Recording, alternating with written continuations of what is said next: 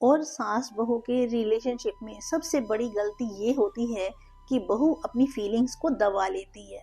और बिटिया, तुम्हें कभी कभी लगेगा कि मैं बहुत ज्यादा बोल रही हूँ, पर हाँ, बोल रही हूँ।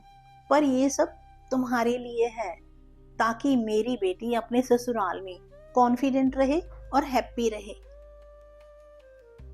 बिटिया, याद है पिछली बार हमने सास बहू हारमोनी की बात की थी। इस बार मैं कुछ और सीक्रेट्स बताऊंगी जिससे हर घर की नींव मजबूत बन जाती है। सासू माँ के साथ जिंदगी सिर्फ रूल्स और रूटीन से नहीं चलती। इसमें सबसे बड़ी चीज होती है समझदारी और नजर का फेयरनेस। कभी कभी उनकी छोटी छोटी आदतें तुम्हें परेशान करेंगी, लेकिन समझो कि ये उनके एक्सपीरियंस का हिस्सा है। बिटिया, कभी कभी तुम्हें लगेगा कि माँ, मैं ये सब नहीं झेल सकती, पर याद रखो, पेशेंस ही वो टूल है जो तुम्हें हर सिचुएशन हैंडल करना सिखाता है। एक चीज याद रखना कि घर में सुकून और शांति किसी को सिर्फ रिस्पेक्ट देने से नहीं चलती। तुम्हें समझना होगा कि सास और परिवार के लिए क्या क्या करना सही है और क्या नहीं। और कभी कभी साइलेंट अंडरस्टैंडिंग भी बहुत बड़ा काम कर जाती है। पर बिटिया, याद रखना कि परिवार में प्यार दिखाने के लिए सिर्फ शब्द काम नहीं आते, एक्शन भी जरूरी होता है। कभी कभी एक छोटी मुस्कान, और कभी कभी सॉरी बोल देना, और कभी कभी बोलने से पहले सोच लेना, और कभी कभी इनिशिएटिव लेते हुए कोई मदद कर देना, ये सभी जेस्चर्स रिश्तों को मजबूत बनाते हैं। पर बिटिया, बहू होने का मतलब यह नहीं कि तुम्हें हर चीज में परफेक्ट होना है। गलती होगी तो एडमिट करो, माफी मांगो। ये वीकनेस नहीं, बल्कि ये स्ट्रेंथ है। बिटिया, समझ रही हो ना? हाँ, तुम्हारे पति की बात भी याद रखना, उनका पॉइंट ऑफ व्यू भी समझो, उनका मूड भी ऑब्जर्व करो, क्योंकि घर सिर्फ बहू का नहीं, पति का भी है। और घर की हार्मनी दोनों के कोऑपरेशन से चलती है। बिटिया, कभी कभी घर में छोटे छोटे डिस्प्यूट भी होंगे, जैसे सफाई कौन करेगा, खाना कौन बनाएगा। इन सब चीजों को ईगो से मत देखो, काम रहो, प्यार से हैंडल करो। यही सीक्रेट है लॉन्ग लास्टिंग पीस का। और सास बहू के रिलेशनशिप में सबसे बड़ी गलती ये होती है कि बहू अपनी फीलिंग्स को दबा लेती है। अपनी फीलिंग्स को सही तरीके से एक्सप्रेस करना भी सीखो। बस ध्यान रखो कि टाइमिंग और टोन दोनों सही हो, और यही गेम चेंजर बनते हैं। तुम्हारी सास का एक्सप्रेशन तुम्हें गाइडेंस देता है, पर कभी कभी हो सकता है कि उनकी बातें तुम्हें समझ में ना आए। पर पेशेंस रखो, धीरे धीरे उनकी बातें, कड़वी लगने वाली बातें तुम्हें विजडम नजर आएंगी। घर में हर मेंबर की फीलिंग्स को ध्यान से समझो, उन्हें वैल्यू दो, जैसे किसको क्या खाना पसंद है, किसका मूड कैसा है।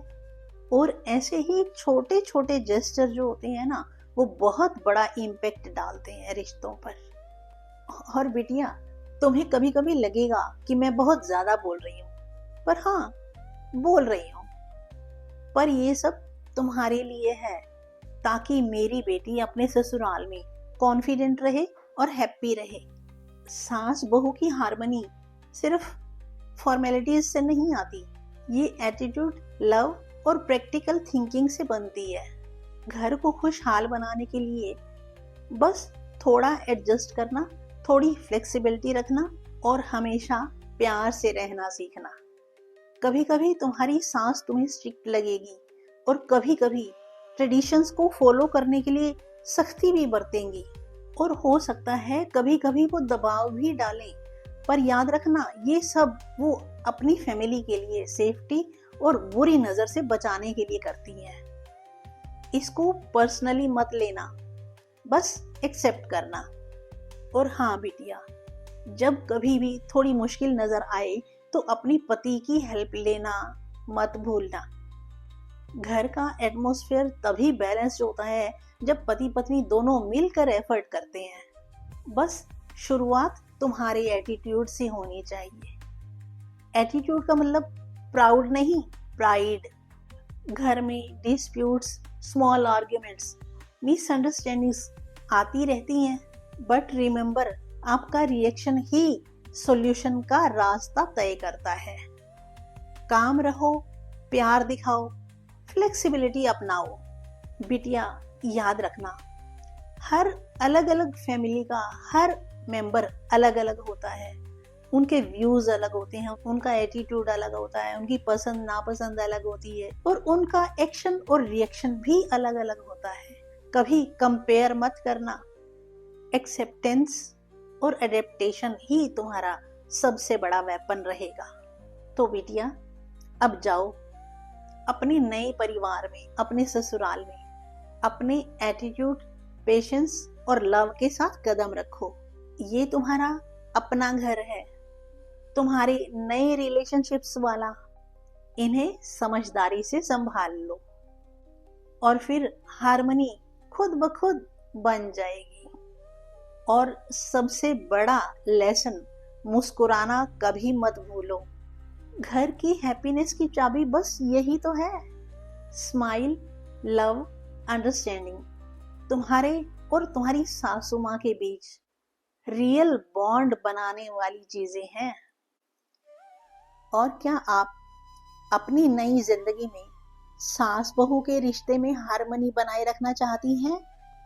तो आप इस वीडियो से कितना सीखी हैं, आपको क्या लगा है, अपनी फीडबैक जरूर देना।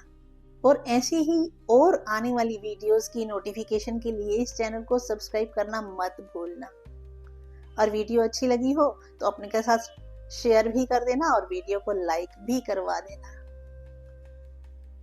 नमस्ते, सत श्री अकाल। मैं उषा तनेजा आपका वेलकम करती हूँ। आज के लिए इतना ही। जुड़े रहेंगे, मिलते रहेंगे यहीं इसी चैनल पर। तो जल्दी ही मिलते हैं अगली नई वीडियो के साथ। तब तक आप अपना और अपनों का बहुत बहुत ख्याल रखना। Okay, thank you, bye bye.